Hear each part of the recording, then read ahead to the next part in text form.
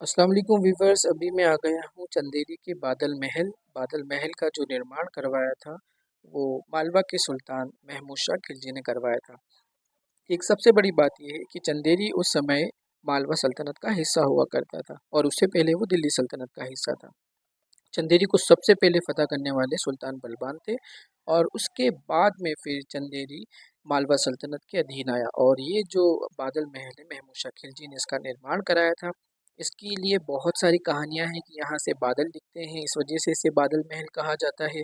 या जिस जहाँ जगह पर बादल महल का गेट है वहाँ पर बताया जाता है कि जो सिंगर्स होते थे वो अपनी जब अ, गायन करते थे तो आसपास बादल आ जाते थे। ऐसी लोक कथाओं के अंदर बहुत ही ज़्यादा प्रसिद्ध है।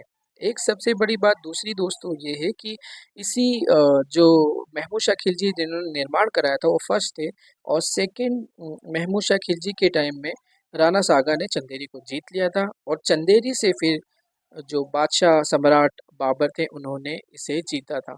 और उसके बाद में बिल्कुल बादल महल के सामने ही पीछे की तरफ यहाँ पर उन्होंने बाबरी मस्जिद का निर्माण कराया था जो उनकी जीत का प्रतीक था। एक और दूसरी दिलचस्प बात यह है दोस्तों कि राणा सांगा ने ही सम्राट बाबर को सेंट्रल एशिया से बुलवाया था और उनको ये समझ थी कि जितने भी पठान सुल्तान हैं उनको हराकर वो वापस सेंट्रल एशिया चले जाएंगे, लेकिन उन्होंने सल्तनत को वॉइड करके ख़त्म करके बादशाहती निज़ाम शुरू किया और ख़ुद को बादशाह की उपाधि दी। तो दोस्तों ये एक बावड़ी भी महमूद शाह खिलजी के समय की ही बनी हुई है। अच्छा, एक चीज़ मैं आपको ये बताना चाह रहा था, जो बाबर बादशाह ने राणा सांगा और मेदिनी राय जो उनके एक जनरल थे उनको हराकर जो मस्जिद का निर्माण कराया था वो मस्जिद बिल्कुल इसी बादल महल के सामने है। वो वीडियो में आई बटन पे आप चेक कर सकते हैं, वो भी आप ज़रूर देखिएगा।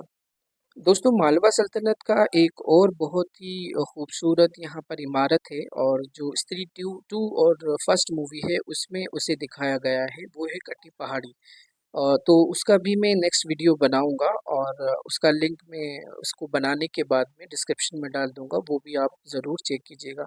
एक और दूसरी चीज़ यहाँ पर, जब महमूद शाह खिलजी ने इस बादल महल का निर्माण कराया था तो जो खिलजी वंश मालवा का था उनकी भी यहाँ पर आपको बहुत सारी कब्रें मिल जाती हैं।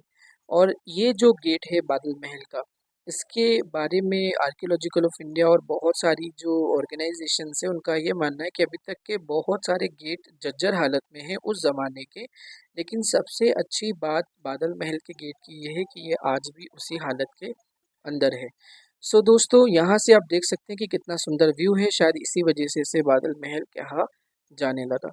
As I tell you in my audios that I'm traveling all over India to tell you the real history of all Sultan, Sufia, Kings and Nawabs. So I just would request you friends, please like my video, share my video and subscribe my channel, and thank you for your support.